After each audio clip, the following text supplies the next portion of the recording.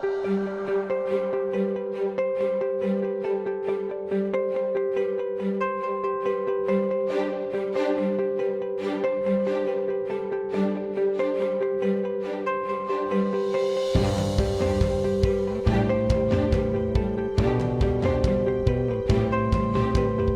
everyone to the Oliver School construction site. We have a fun new series coming up for you. First episode coming up today, and we have a great tour guide. Yeah, thank you. My name is Stephen Valeri, project manager with Consigli Construction. We're the construction manager for the new and beautiful Oliver K-8 school. And it is, like he said, K through 8, so the Oliver Elementary and Oliver Middle are going to combine.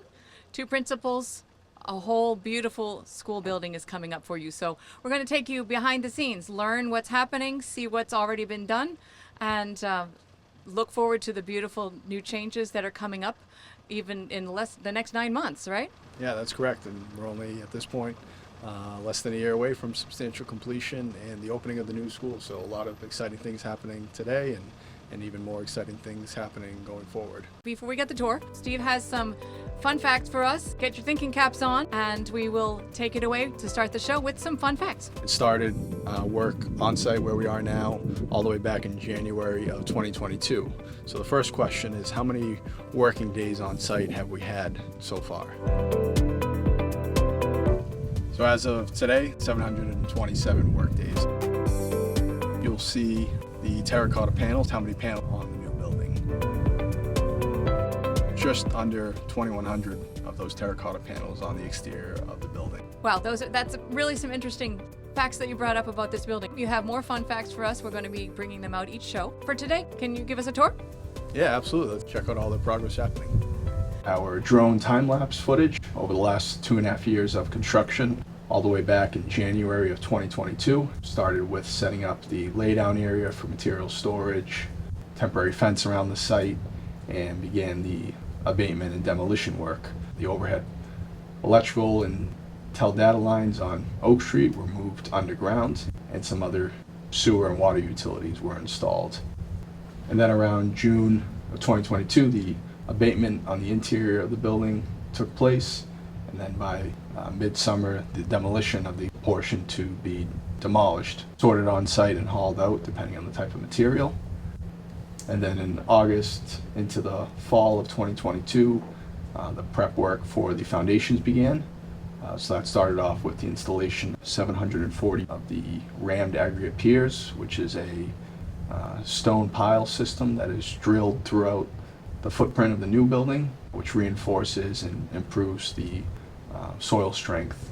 Sheet piles for the shoring system took place, so those sheet piles surrounded the future basement of the school, and that allowed the earth to be stabilized before the excavation of that basement took place. Excavation started up on the east side of the site, working west, and in total we excavated down to about 25 feet below grade. That also required the horizontal shoring to be installed, so that's the kind of green steel tubing you can see in the drone image here. So that took place throughout the fall into early winter, and then throughout the winter of 2022-2023, we began the excavation of the soil within the basement, working our way towards Lawrence Street, and that soil was all sorted and hauled to different facilities throughout New England. Over 890 trucks hauled soil daily, late fall all the way through February of 2023. And then heading into late winter and spring, we began prep work for the 4-foot thick concrete mat slab that was placed over 3 separate Saturdays. Due to the high volume of concrete required for these placements, the concrete plants had to dedicate the Saturdays to just provide concrete. Each of those Saturdays there was over 1,500 yards of concrete, 540 concrete trucks. And then once the mat slab was placed, the formwork, rebar installation, and concrete placement for the foundation walls took place, surrounded the entire future basement. CMU elevator shaft was installed. And then heading into the summer of 2023, the foundation on the lower level, or the basement, waterproofing was installed on the outside. Those foundation walls were backfilled with soil. The sheet piles were cut down and removed, and the foundation walls were all backfilled in preparation for the structural steel. So heading into late summer of 2023 in August, the structural steel erector mobilized to the site to start the erection of the steel for the building. You can see in the front there the big crane that erected all the steel. So that took place starting from east to west, working from the first floor up and then across towards Lawrence Street. So in total there were over 2,700 individual pieces of structural steel and then 130 precast concrete planks, mostly on level 2 of the building. So the structural steel followed behind by the decking installation, and then eventually winter of 2023 heading into 2024, the concrete slabs were placed, starting on the elevated slabs and then eventually going down to the slabs on grade. Following behind the slab placements, the exterior and interior stud framing began. It was followed behind by the exterior sheathing and air vapor barrier install, and then followed behind by the start of the window installation. And heading into the spring of 2024, we were fully underway with the exterior facade work, masonry install, window curtain wall install, the roof installation on the main roof there, and the work also picked up in the interior. And throughout the spring and summer of 2024, the interior work began as well. Interior framing, setting of door frames, drywall, and then now as we head into the fall of 2024, we are well underway with the installation of the finishes, millwork, painting, ceiling grid install, and the various facade panels, those types of finish elements of the building. Steve, what's going on right now? Throughout the month of October, the facade work on the exterior of the building has continued, as you can see behind us. At this point, all of the orange terracotta panels have been installed, which is being followed behind by the final silicone sealant around the windows. On the north side of the building, down on the lower levels underneath that soffit along Oak Street, the framing subgirt system is ongoing, as well as the insulation, and over that will be the finished form metal panels for that area of the building. Working our way over to the west side of the building, masonry was just completed over the last few weeks, so that's going through the final washdown process. And then also over on the west side, the metal panels have actually started to be installed along those elevations. So there are a lot of different trades working actively every day. Certainly, yeah. Right now we're averaging over 145 men and women on site every day, and I would say anywhere from 20 to 25 different contractors on site. It's looking amazing, really, to see from when it began to where it is right now. You definitely seem to be well on the way to that deadline I keep hearing about. June 2025 substantial completion deadline, always in the forefront. It's right around the corner, so we're going full steam ahead to make sure we can deliver the school to the city and have it be used for its purpose. So over here on the north elevation along Oak Street, on the first floor and second floor here, these are the curtain walls. A curtain wall is a little bit different from a window in that it spans multiple stories. And then on the upper floors on levels 3, 4, and 5, those are all windows, all different shapes and sizes. Some of them are operable and can be opened, and some of them are non-operable. We're actually looking at old and new. Correct. So right on this inside corner is where the new structure and the existing structure come together to form one new building. On the lower part of this exterior elevation here, all this granite was salvaged from the existing building before that portion of the building was demolished, cataloged, stored off-site, and now reinstalled into the new building in a similar pattern and manner as the existing building to really blend the two together. Kind of transition to the new building while also maintaining the same architectural elements of the original structure. It's amazing. You really, unless you know that's that corner, you wouldn't know just walking around. Is that common to do, to salvage and reuse in an older building like this? Oliver School being a historic building, I think it was a key component of the project, so it's really cool to see existing material, which is pretty rare to find, can be reused, repurposed, and be a part of this new building going forward. Yeah, no, it's impressive just to see all of this granite. That had to have been a lot of work. Yeah, certainly. It's kind of like a big puzzle, kind of like Legos, but a lot bigger and a lot slower to kind of put all back in place. We're allowed to see this in the drone footage, but this is the first time we've had our cameras right here on ground level, what used to be the main entrance. That's correct. So we're in the south courtyard, as we call it, along Haverhill Street, which will still be one of the main access points for the building. Previously, the Access was through the courtyard up a set of stairs. With the new building, access along Haverhill Street will be all at ground level, so the existing stairway entrance will be demolished and the entrance to the school will be on grade or on ground level. That's great. So just addressing the accessibility issue, just much more accessible just from the main entrance from now on. Yeah, correct. All the exterior entrances are ADA accessible. Well, the whole building is ADA accessible, but not only are there no stairs or ramps getting into the building, but they're all on ground level. The subsurface detention system has been installed as kind of a drainage system for that courtyard along the existing wings of the building. And right now we're working on installing the new windows within the existing wings of the building. Those windows are the same type and manufacturer as the ones that were installed in the existing wing a year ago, wrapping up that work ahead of the winter time. It's nice to see some of the original architectural features that have been preserved and the name of the Oliver School over the door arch. All the masonry we're looking at here is the existing masonry, and it went through what is called a repointing effort.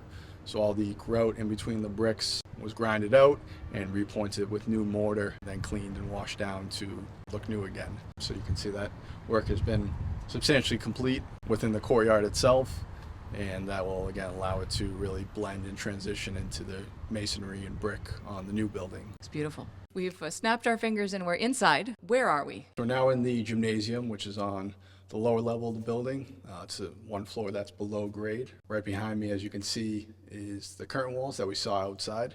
And you can't tell from the outside during the daytime, but from the inside you can see the different colored glass that makes up that curtain wall. So it adds a pretty cool effect to the light within the gymnasium. So currently in this space, we just finished the sheetrock of all the walls. So all the metal studs have been now covered with sheetrock.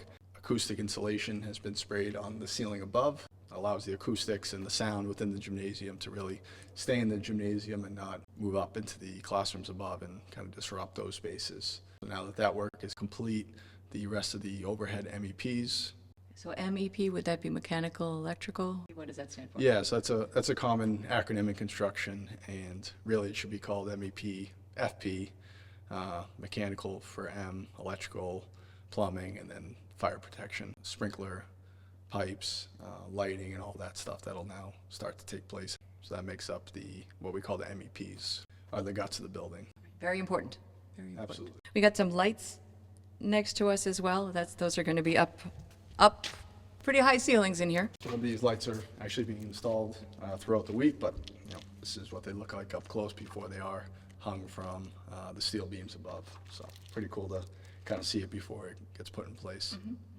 We came into another room just next to the gym, so where are we now? So we're now in the cafeteria of the building. So this double height space is overlooked by the level 1 corridors. So as you come into the building from the north entrance along Oak Street, that hallway and those guardrails will overlook the cafeteria.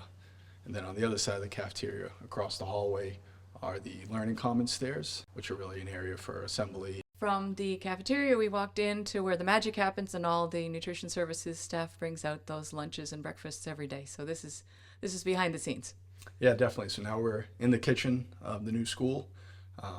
Currently right now, we've sheetrocked and taped all the walls, and the finished wall material is going on right behind us, which is an FRP panel, cleanable panel that's installed throughout the kitchen. Some of the larger kitchen equipment has already been set in place. Behind me is the main kitchen hood, which will have a lot of different types of equipment underneath that hood system. And then on my left here is the 3 walk-in coolers / freezers. Those will house all the products that need to be refrigerated and frozen. A little bit of equipment in here now, but going forward over the next 3 to 4 months, it'll be filled up with the rest of the kitchen equipment. We just walked up some stairs. We were down on lower level just a moment ago, and now we're up on 3rd level, correct? Yep, that's right. Classrooms and office spaces. Right now we're standing in one of the typical classrooms on level 3. On my right here, you can see a lot of different junction boxes mounted in the wall for different devices. This is what we call the group mounting device area. Most rooms, the layout of these devices is pretty typical with outlets, thermostats, CO2 detectors, a clock, PA system, fire alarm, and a phone as well. So that's some of the typical devices you'll see here, and some of those have been installed already, and the remaining ones will be installed. Then the millwork install is ongoing throughout some of the upper floors. This room, like most rooms, you have teacher wardrobe closets. The doors on those closets are actually a writable surface, so That's why they're Oh, a wow. different color than the rest of the cabinet. So a cool feature of those cabinets and how they can be used. On our left here, some of the other typical casework. So there's cubbies for the students with name tags and coat hooks for all their belongings. 2 sinks. The sink on the left is the ADA accessible sink, and then another sink on the right as well for use of the classroom. All the countertops are a simulated stone material, and then the cabinets are all the plastic laminate materials. I'm going to guess, looking at the cubbies, that we're in the part that will be elementary students. That's correct. That's a whiteboard being installed, so every classroom has several whiteboards, and then along the top there is a tackboard strip to hang up artwork. And that gap between the sink and the marker board, that'll be the smart board. We're still on 3rd level. I'm guessing by the yellow tile. Yep, that's correct. We're still on level 3, and now we're in one of the group bathrooms. Throughout all the bathrooms, there's both wall and floor tile. So the wall tile has been installed, and below the plastic protection layer, there's floor tile installed as well. Throughout levels 3 and 4, and also on level 2, the ACT grid has been installed. That's the ceiling system here, and you can start to see that different MEP finish devices have been set into that grid. Some of the fire alarm devices, PA system devices, those are starting to get put within the grid, and then after the overhead ceiling inspections, the ceiling tiles will be installed. Right behind us is some of the toilet fixtures for this bathroom, so this is the first area where those fixtures were installed, and that work is repeating itself across the building. Out in the hallway, it still looks like some plumbing, but what's going on over here? Yeah, that's a good question. So in between the group bathrooms on every floor, sink and the mirrors, it's a shared space in between both of those group bathrooms. Different concept of doing it. That's kind of neat. Yeah, a little bit different, but yeah, it'll be right here within the corridor itself. I have to say, this is one of my favorite parts of the building, but you can't see this again from down on the sidewalk level outside. This is south again, right? So we're above that courtyard that we were looking at earlier. Yeah, so we're up on level 4, and this is a science classroom that we're in, which has a big curtain wall overlooking one of the outdoor learning classroom areas, and then beyond that overlooking the town commons. So really cool view from out here, especially toward the end of the day like this. Great space to use and have tons of natural light filtering in. Absolutely, yeah. No, I wish I could come back and take a science class to go hang out and do experiments out there. That's very fun. We just stepped to the side of that beautiful outdoor space. So this is what's underneath all of the sheetrock and those other finished rooms, right? Yeah, that's correct. So this is a room that hasn't been sheetrocked yet and hasn't gone through that finished phase of construction. So in this area, you can see all the metal studs installed, and you can see really the guts of the MEP system, the wiring that's run behind the walls for power, the data cables for the communication system, things like that. And you can really see what happens before the sheetrock is installed and all those finishes are put in place. The goal is always to get it done before we sheetrock, and then from there it's all about the finishes going in. Nice. When we were down on 4th level, we were seeing these interesting metal panels. So now we're up on 5th level and see what they look like from the proper side. Yeah, so up on level 5, there's 2 other outdoor learning spaces, a little bit smaller than the space on level 4. And then along the perimeter of these level 5 outdoor learning classrooms is a guardrail with a cool perforation pattern to add some architecture features to the space. Below us are the 2-foot by 2-foot landscape pavers. Those sit on plastic pedestals that raise them up above the roof line. And those pedestals sit right on the regular PVC roofing system. Same type of roofing system that's on the main roof above us on level 6, but that way you're walking on a nice finished landscape surface as opposed to the sloped roofing system. That's kind of what's happening below the pavers, where you can't see anymore since the pavers have been mostly installed. So, again, another cool area to be, to learn and be outside and get some fresh air, and also have a really awesome view of the commons. Absolutely, and I can just imagine the 4 seasons. You can do a science lesson of just the trees changing and what you can see from right out here. Yeah, definitely. This is a great place for us to wrap up the first show. Beautiful view. I think I might stay here. Can I just, hang out for the afternoon and enjoy this fall weather? Absolutely. It's that kind of building that, people will want to be in, and it's a beautiful place. So it's really great to see it start to come together now, and I can't wait to see what it looks like 9 months from now. Absolutely. And thank you so much for this first of several. We're going to have a whole series of these and watch as things progress. So thank you so much for taking us around today. Yeah, anytime. Thank you for coming out, and again, we look forward to completing the rest of the project and seeing students in here soon. So it'll be great. Sounds good.